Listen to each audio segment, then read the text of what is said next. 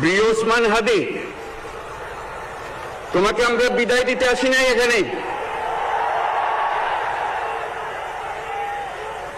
তুমি আমাদের বুকের ভেতরে আছো এবং চিরদিন বাংলাদেশ যতদিন আছে তুমি সকল বাংলাদেশির বুকের মধ্যে থাকবে। এটা কেউ সরাতে পারবে না।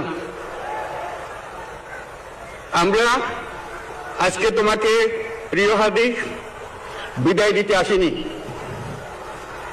আমরা তোমার কাছে আমরা ওয়াদা করতে এসেছি। তুমি যা বলে গেছো সেটা যেন আমরা পূরণ করতে পারি, সেই ওয়াদা করার জন্য আমরা একত্র হয়েছি। সেই ওয়াদা শুধু আমরা নয়, পুরুষানুক্রমে বাংলাদেশের সব মানুষ পূরণ করবে। সেই ওয়াদা করার জন্যই আমরা তোমার কাছে আজকে এসেছি, সবাই মিলে যে যেখানে আছি।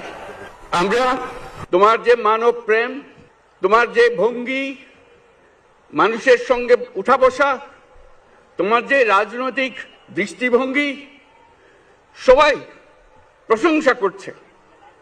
সেটা আমরা মনে প্রাণে গ্রহণ করছি, যে এটা যেন আমাদের মনে সবসময় জাগ্রত থাকে, আমরা সেটা অনুসরণ করতে পারি। তুমি আমাদেরকে এমন এক মন্ত্র কানে দিয়ে গেছো, সেই মন্ত্র বাংলাদেশের কেউ কোনোদিন ভুলতে পারবে না এবং এই মন্ত্র চিরদিন আমাদের কানে বাঁচতে থাকবে। সেই মন্ত্র বাংলাদেশের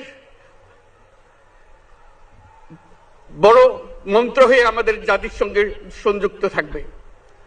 তোমার মন্ত্র ছিল চলো বলবীর চির উন্নত মমশির। এই উন্নত মমশিরের যে মন্ত্র তুমি দিয়ে গেছো, সেটা বাংলাদেশি সন্তানের জন্মলগ্ন থেকে যতদিন সে বেঁচে থাকবে নিজের কাছে বলবে চল বলবীর চির উন্নত মমশির, আমাদের শির কখনো নত হবে না। সেই মন্ত্র তুমি আমাদেরকে দিয়ে গেছো, আমাদের সব কাজে সেটা আমরা প্রমাণ করব।